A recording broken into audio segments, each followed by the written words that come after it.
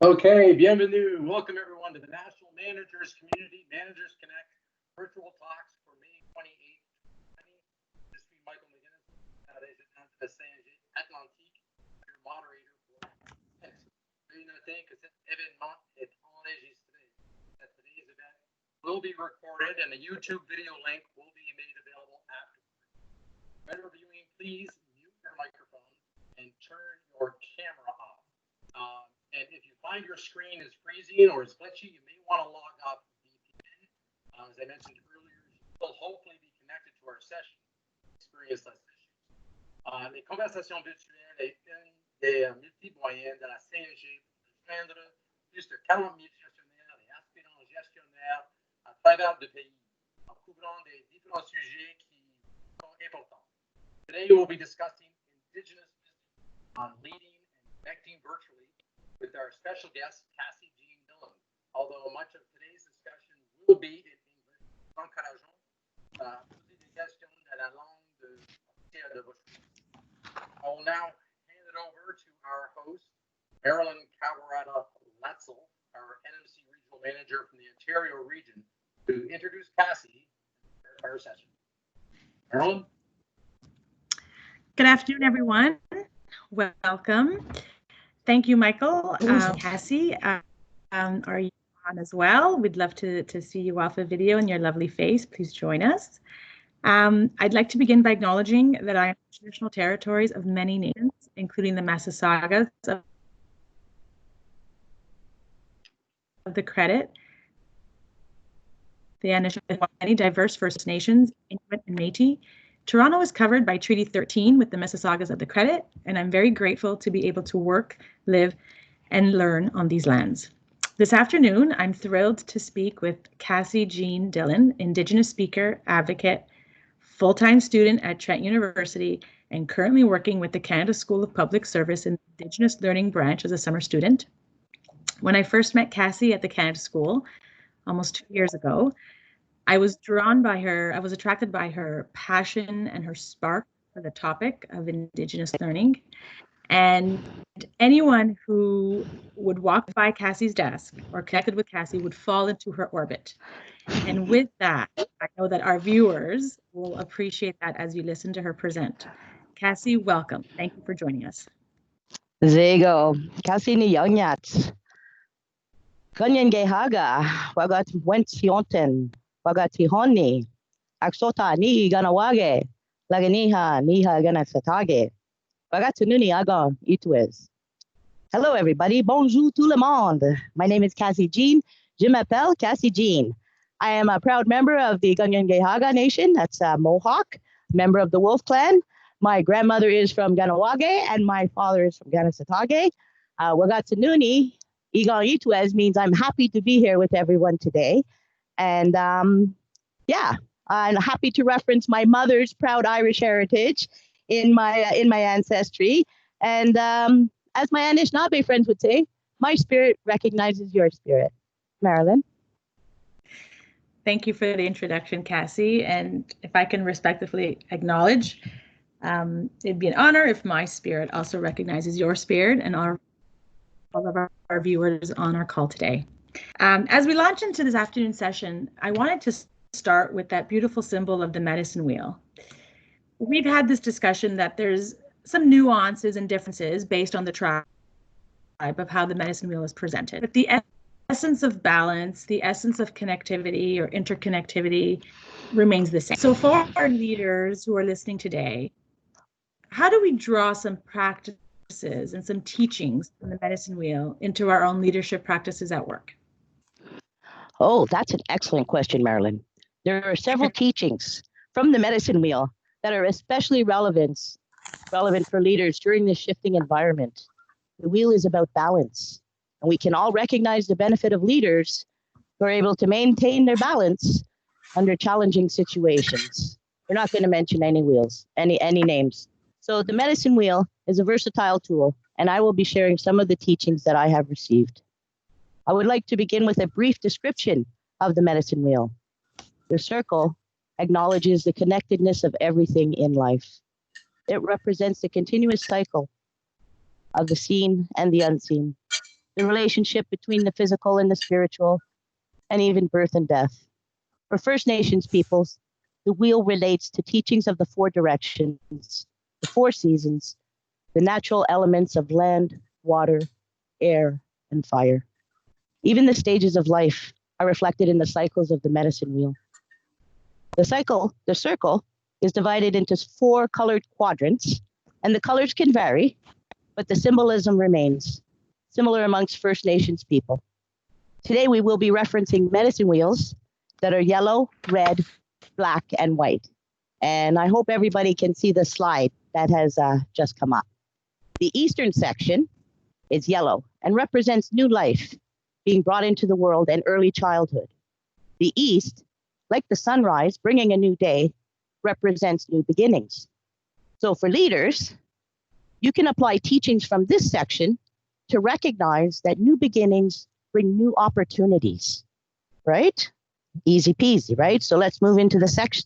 The southern section is red and represents youth and adolescence, a time of growth and the beginning of knowledge. It is a time of learning and represents intellectual development. So this is important for leaders. Leaders know that stumbling and getting back up is part of the cycle that leads us to success. Leaders that have been most impactful to me personally have recognized the importance of providing a safe space for people to develop new competencies. So we'll move on to the West now. The West is represented by the color black. It is the time of adulthood. The West represents the emotional self and meeting the fulfillment of life as we find our meaning and place. West is a time of evaluation.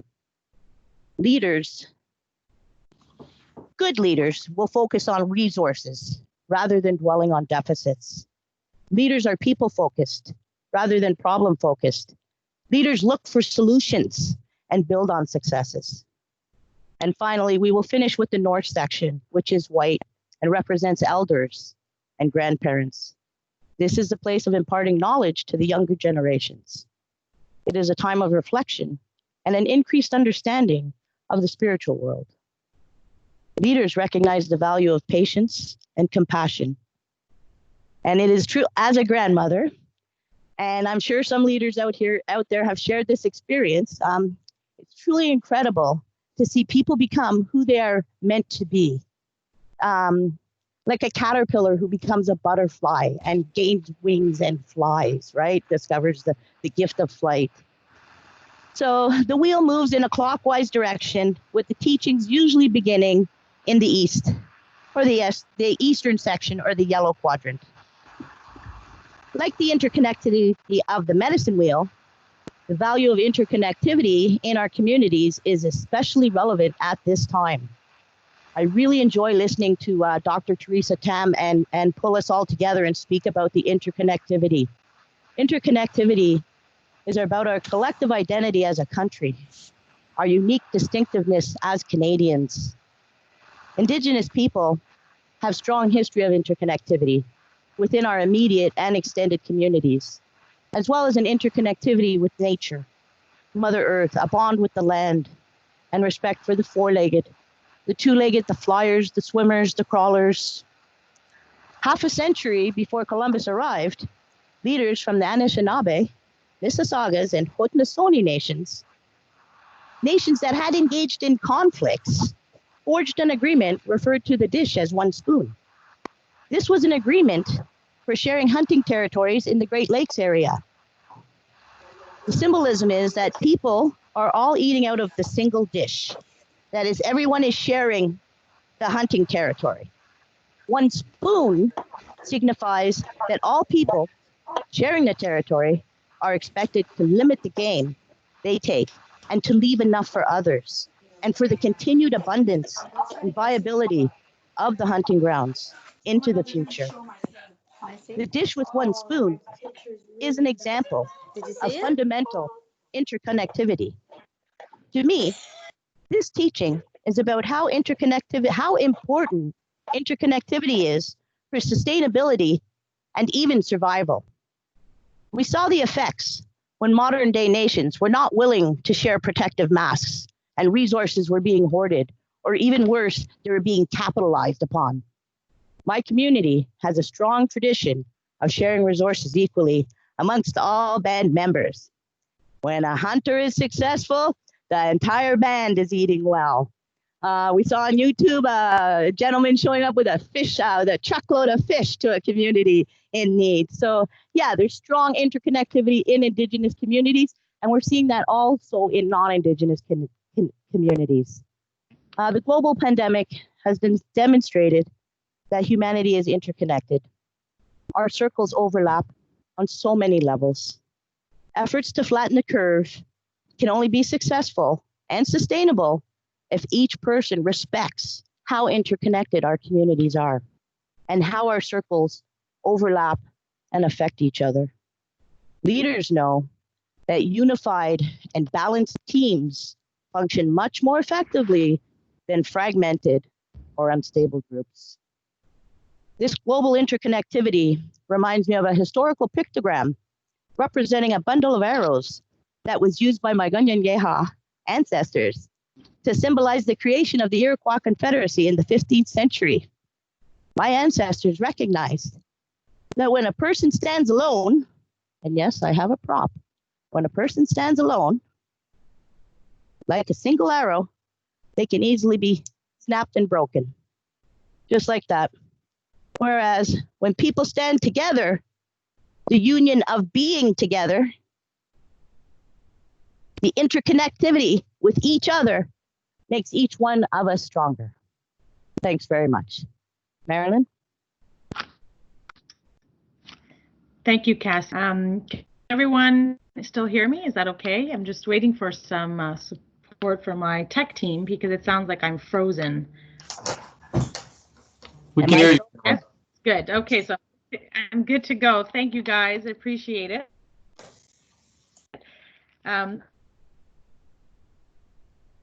Also, the tech, please ensure that you are on mute. We're having some difficulties hearing, and it may be interfering with Cassie's presentation. I really appreciate that. Thank you. Thank you, Cassie. I actually love your metaphor of the arrow. Although the arrow on its own is quite a powerful symbol, when we bundle it together and we are a group and much more mightier.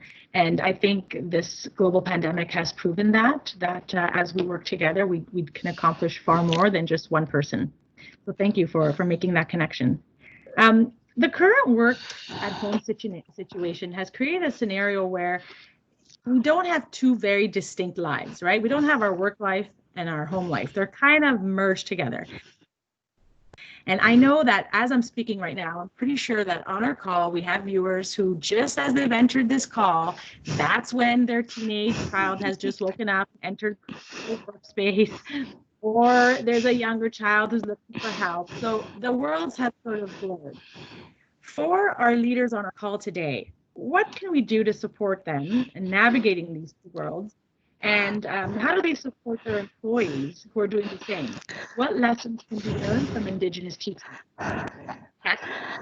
Oh my goodness. Okay, so juggling children, a spouse, and a boss all at the same time is a new experience for all of us. So there are adjustments. I have heard that our bodies are in a constant fight or flight mode due to the overhanging, this looming threat of the virus. And so that means we're off balance and our bodies are pumping out cortisol. Cortisol is the stress hormone as a response to this environment. So leaders, number one, can recognize that stress behavior is not a sign of someone's true character. We can follow the lead of nature as we watch the four-legged, the two-legged, the flyers, the crawlers, the swimmers, they rebound and regain balance in the new environments. We've all been sharing these beautiful pictures of nature regaining balance and recovering urban environments.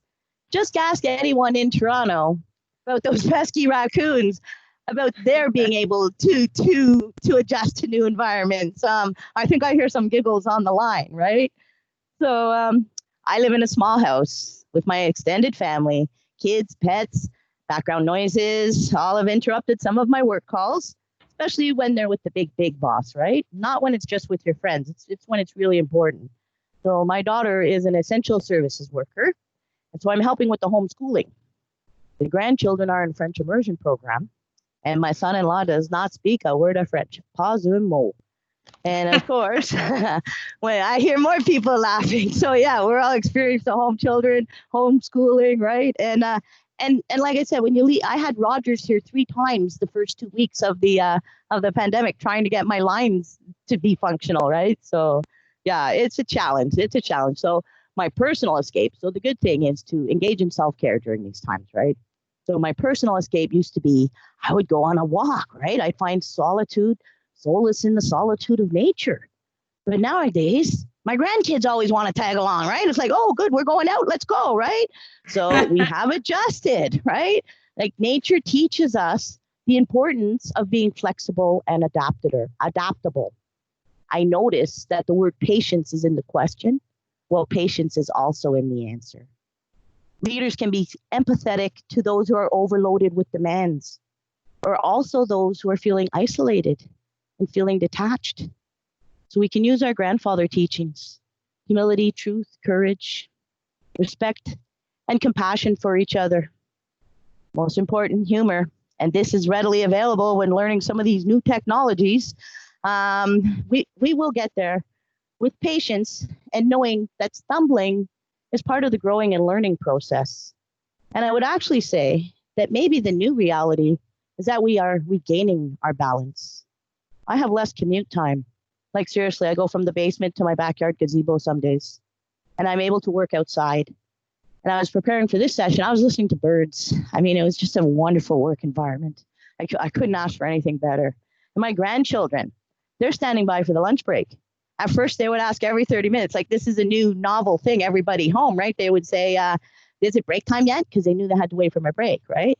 So it's like traveling in the car, right? Are we there yet? Are we there? Is it break time, Grandma? Is it break time? Because, you know, we like to do fun things together, right? So anyhow, they've learned to self-regulate and wait for the break time. They're also learning how to tell time, right? I used to be able to trick them, but now they understand time and the analog time too, not just the digital. And so the other day I commented on my my granddaughter Ella's artwork, and she replied, she's 6 years old, and she replied that she never had time before to create masterpieces. This is a 6-year-old. So I'm going to echo Senator Sinclair's words I heard during a recent Zoom session. I know the senator has a background in justice and law, but he is sounding a lot like my sociology professors. He said, let's use this opportunity to reframe what is possible and how we prioritize what is important. Just before this session started, I saw that the bank profits had dropped to $1 billion the last quarter. So let's think about that as we move forward and work together to create better communities. Marilyn? Thank you, Cassie. I love your final quote. Let's remember what's important, right? Maybe it's not important that we separate the two. Maybe the two coming together and merging is the new reality.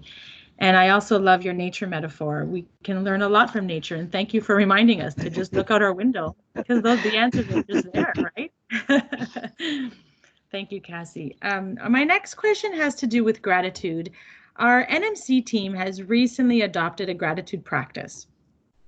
You and I talked about this, and you said, you know, it's a teaching, the Indigenous teaching. And you could share with our leaders the importance of gratitude and its meaning and how it engages the workplace. Can you speak to the value in adopting such a practice and sort of where it stems from in the Indigenous learning? Certainly, Marilyn, and I really appreciate this question. So this one's going to come from my heart. We're always grateful to the Creator for the gift of life. We extend our feelings of gratitude to the plants and the animals. And personally, I'm always really grateful for the little moments in life that bring us joy. The impact of a shifting normal way of doing has made so many people grateful for the small nuances in life. I think it's a good way to be, you know. We miss being able to go to a store, buy anything, anytime. But was that really a freedom, or was that a luxury, right? Time before shortages and limited quantities, you know, we all miss those things. But what I miss the most is being able to hug and connect with people, right? I think that's what we all miss the most. I have noticed that people are smiling at each other more often. So in my community, when you pass each other on the road, even if you don't know them, you give them a lip point, you give them a wave. You recognize their presence in your presence, sort of like the Walmart law of if they're within 3 feet, you do a greeting, right? So I have noticed that a lot more in the non-Indigenous communities, right? Like people on the path behind my house are smiling and just acknowledging each other's presence. And I have to say this, when the first case of COVID was announced in Nunavut, the leaders provided the following words to the community. Now is not a time for shaming and blaming. Now is a time for compassion and caring and contact tracing.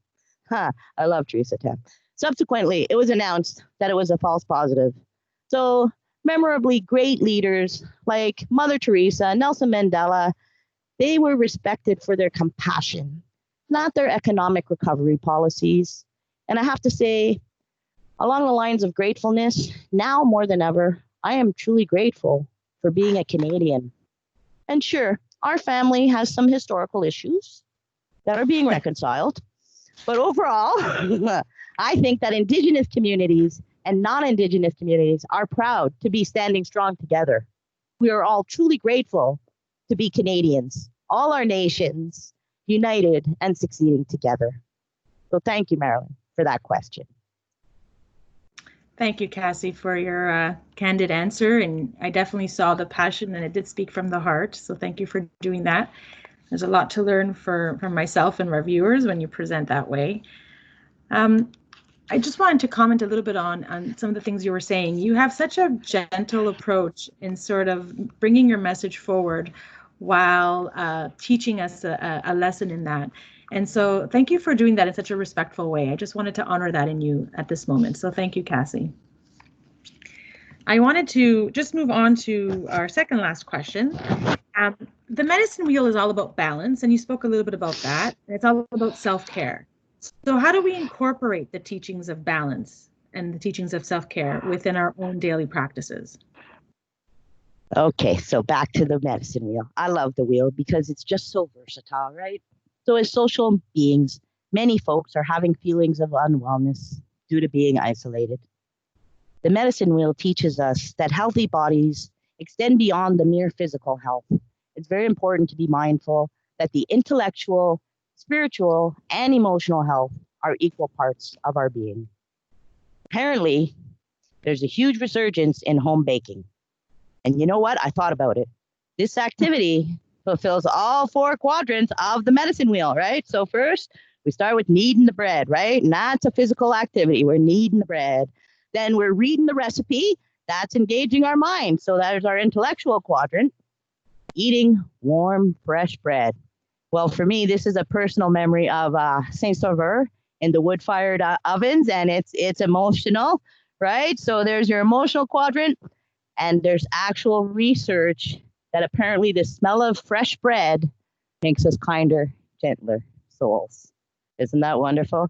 So the teaching that I am taking from this simple tradition is that baking is cathartic, and I'll have to dust off some of my Bannock recipes.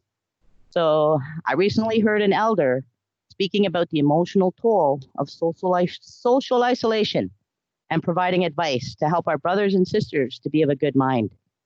He was encouraging folks to reframe their attitudes and that we should not be thinking that we are stuck at home. We need to approach this believing that we are safe at home. This is a time to rebalance our bodies and our minds, to explore new challenges and appreciate traditional teachings, promoting health and well-being. Thank you, Marilyn. Thank you, Cassie. Well, that's good news for me because that means I can just keep eating more home-baked bread. and you're right, like baking brings us back to a simpler time. It brings us back to the 4 elements that you mentioned. And it's just so delicious to enjoy some warm bread that just comes out of the oven, right? So right? I would absolutely agree. I mean, my husband took up baking during the COVID, and he often has once a week he'll make a fresh loaf of bread. It doesn't last until the morning. Once it's out of the oven, we attack it. Oh, So I want to come be part of your family. Well, you are invited at any time. Of course, when social distancing has been. So I just want to conclude. I think you've triggered a lot or sparked a lot of interest in this topic. I know that I'm eager to learn more. So if folks on our call are interested in pursuing some more learning in the Indigenous learning field, where would you direct them, and where would be the best spot to take some more courses? Oh, actually, I get asked this question a lot as they move away from my desk. So at the office, I always am promoting the Indigenous Learning Series. So this is great because it's many opportunities for both in-class sessions and self-directed learning modules. So you can pace yourself. And I am thrilled to be working with an awesome team. And we are creating meaningful content that respects Indigenous traditions and provides relevant and engaging information. I think there's going to be a slide, and maybe is my friend Sandra here? Because she's very good at speaking about. I'm new to the ILS team as of January, but Sandra is very good at speaking about what kind of content would be relevant for the managers who are attending here today. Hi, Cassie. I'm on. I'm not showing my video only because I think there's going to be a slide. I just want to say, Cassie, what an amazing talk you gave us today. I think all of us want to go make some bread now and share it with each other. But I have to say that was just beautiful and quite lovely. And I am relatively new to the ILS team, but I see there's some of my colleagues here, so they might be able to add some information. But there are a number of courses that I could recommend managers and their staff pursue if you're interested in learning more. So there's 3 courses that are kind of a combination. So K099, which is cultural self-reflection, what I know and what I don't know, and that's available online. K100, the uncomfortable truth, also online. And these 2 courses are precursors to K106, cultural competency, Indigenous Perspectives, and that's a 1-day in-person course. And these 3 courses really reflect some of our biases. There's K104, the Kairos blanket exercise. I'm sure many of you have already taken that or have heard of it. If you're looking for experiential learning, strongly recommend that course. K105, Reconciliation Begins With Me. Again, also very impactful and very very relevant because it forces the learner to think about what can they do to advance reconciliation. The good news is about Reconciliation Begins With Me is that we just piloted a virtual offering of that course. So we will be looking to offer future virtual deliveries of Reconciliation Begins With Me. We also have a workshop that's being planned based on the Many Voices, One Mind. And that's going to be made available to all departments. So we call it a workshop in a box. And then if you are looking for some other online tools based on the work that you do, I recommend that you check out the school's website. There's a Cultural Protocols Guideline, and also have podcasts, Sitting by the Fire. So I think there's 4 podcasts currently available, and I've provided Marilyn the links to all of these courses, both in English and French. Thank you, Sandra. For participants, we will, by the end of the week, be sending out the 2 slides that we've showed today, the medicine wheel, La Rue Médecine, and the Indigenous Learning spoke to, so you will be able to receive that. Thank you, Sandra, for presenting that. Thank you, Cassie, for your absolute genuine and authentic presentation today. I'm going to turn it over to Mike, our moderator, who has been monitoring the chat. Please feel free to forward a question in the language of your choice. Over to you, Mike. Thank you, Marilyn. I don't know if everyone can hear me okay. I know we're having a little bit of technical issues.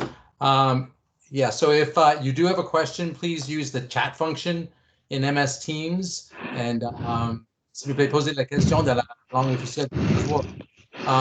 Try to get to it. We only have about 10 minutes for questions. So one of the things, Cassie, that we sort of touched on over the last couple of weeks was the Indigenous land acknowledgements. We're seeing them more often these days in government events, but also elsewhere outside of government, at schools, at concerts, even the symphony. And for some, I understand that these land acknowledgements can be a symbol of growing respect and a form of reconciliation, but for others, the acknowledgements may be seen as tokenism, a symbolic way for us to express reconciliation without really taking meaningful action. I wonder if you could share your thoughts on this. Hello. Thank you, Michael. Sorry, I accidentally became muted there, or maybe it wasn't accidental. Michael, you're looking good today, my friend. I like the orange on you. Okay, so land acknowledgement. Thank you for bringing that up for if there's anybody left who are still listening. So yeah, I'm sure everybody is still listening. So land acknowledgements. Yes, so even within my own community, there is discussion about, is it just an item on a checklist? Is it real? What importance does it carry? So land acknowledgements commemorate Indigenous peoples' principal kinship to the land. As in my personal introductions, I reference the land of my ancestors. My father's from Ganasatawge, Oka. My grandmother's from Ganawage, which is Hochelaga. And my mother is from Ireland. So these introductions are just how we carry ourselves and present ourselves when gathering for ceremony. Acknowledging the lands of our bands or nations is a part of our identity. In response to tokenism, any actions that are not performed with good intent can become tokenism and mere shades of their true meaning or purpose. I heard an elder say once, it's like saying prayers without believing or feeling the words. So once the land acknowledgements become as familiar as singing O Canada, or once every Canadian is aware of the ancestral lands that they're occupying, they're like asking someone from Europe, rich region of England or Italy, and they can go back hundreds of centuries, right? This is the rich culture and the foods. So there's a rich diversity of Indigenous culture in Canada that was thriving since time immemorial, that existed prior to the provincial boundaries. It is time to share our traditions, and land acknowledgements help to build awareness. When we arrive at the point of every Canadian understanding the inherent rights of Indigenous peoples and our innate connection and stewardship of the land, then land acknowledgements can be used as reminders of how far we have progressed in our reconciliation efforts. If we arrive at that point of knowledge and understanding, and we still have not moved forward in building respectful relationships, then I would consider the words spoken during land acknowledgements to be mere tokens rather than actions. I have to commend TIFF. I noticed you referenced symphonies and concerts, so I have to commend TIFF. That's the Toronto International Film Festival. So the last year or so, they have been respectfully acknowledging the Indigenous heritage of Tetkalundo, that's Toronto, original pronunciation, before each premiere. I think previously, a land acknowledgement would be presented at the grand opening. So they are rolling one before each screening. I'm 57 years old. I haven't heard enough land acknowledgements in my lifetime for me to consider them as tokenism. My ears welcome the recognition, especially when the acknowledgements are spoken in the territorial language. I believe there has to be a lot more inclusion of land acknowledgements in everyday functions before we can consider them or relegate them as a mere practice of tokenism. So thank you, Michael. Thank you. Thank you very much, Cassie. We're getting lots of great comments in our chat line. People are really appreciating your words of encouragement and lessons here. We got time probably have about 5 minutes left, so we'll see how it goes here. But I'm just wondering what impact has virtual reality and us working virtual had on how did Indigenous community, the Indigenous community navigates things like sharing circles. And I'm wondering if there's any lessons that leaders within the federal government or managers in the federal government can adopt when trying to connect with their own teams. Okay, Michael. So you're probably aware, my Indigenous brothers and sisters, my community, we're kind of known for our resilience, right?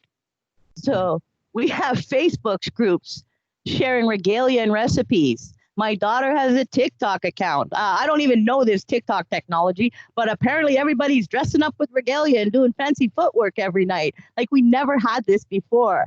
A Red Sky chat on Zoom with Senator Sinclair and Lee Miracle had over 5,000 participants with folks from as far away as Israel. We had the Navajo Nation participating. Now that's a virtual sharing circle. I was at Fort York a few years ago for the world's largest round dance. Well, I think we had the world's largest virtual sharing circle last week. So yeah, our leaders are reminding us of healing traditions such as smudging, which clears the air as well as negative energies. So you can smudge with sweetgrass, sage, cedar, whatever helps you to clear the air and clear your energies. And so the Native Canadian Center of Tetgalundo, Toronto, is streaming live sessions on Facebook with teachings for the grown-ups and stories for the children. They recently started interactive Ganyangay-Haga language lessons. So yeah, and everybody seems quick to harness these technologies to showcase earrings and all their great creativity. And so it's bringing economic gain into some of the communities. So yeah, and actually we're here today virtually when even 3 or 4 months ago, would this have been considered or even proposed as a possibility? So yeah, I think the best approach for leaders is to embrace the new reality rather than trying to get the old normal to fit, right? It's kind of like pounding a square peg into a circle. You can force it to fit, but the final outcome is usually kind of messy. So a more traditional reference would be the birch tree bending. The birch tree, I have a birch tree bending. So trees that do not bend, they snap and break. So, and the irony of this is that it was actually harder to find a branch that would bend and not snap. So yeah, just be mindful. Yeah, that to be resilient and embrace new ways. So the message for leaders is to follow the teachings of the medicine wheel, embrace new beginnings, respect that failure is part of the path to success, celebrate successes, and be kind to each other and yourself. Lead with good intent, and you will have a trail of successful outcomes. Thank you. I've been honored to share my journey with everybody here today. I strive to be of a good mind, and I hope everybody has enjoyed the time here today. Thank you, Michael. Thank you very much, Cassie. That's fantastic. We're pretty much out of time. There are a couple other questions in the chat room. We'll try to get those and message people back directly. But one person was asking about land acknowledgements and how we do those now in a virtual world. We actually did one at the start of this session virtually. So I don't know if you wanted to just talk about 20 seconds on that, Cassie. Certainly. So we had discussions as well, because obviously the meeting is going national. So we decided the person who is hosting should be delivering the land acknowledgement. And if you're uncertain as to how to find a land acknowledgement, reach out to your local Indigenous communities, because they are the experts on their land acknowledgements. The universities quite often have one. Okay, thanks, Cassie. That actually pretty much is all of our time for today. I'll hand it over to Marilyn for some closing remarks. Cassie, I'm just blown away by your honesty today and the number of positive, inspiring messages in the chat line about what a beautiful spirit you are and what you brought to today's talk is completely overwhelming. I just want to take snapshots of it and send it to you because this is the impact you have on us and the world around us. So thank you for that. And I'm extremely grateful that you agreed to this talk with the NMC today. So thank you for joining us. Thank you very much to the NMC and the tech team for getting this off the ground, because you just see our face and it looks really simple, but there's just so much work behind it. So thanks everyone. And our fearless leader, Kim, for bringing us forward, and to the Canada School for allowing you the time to present today and share knowledge with us. So thank you, Cassie. Well, thank you, Marilyn.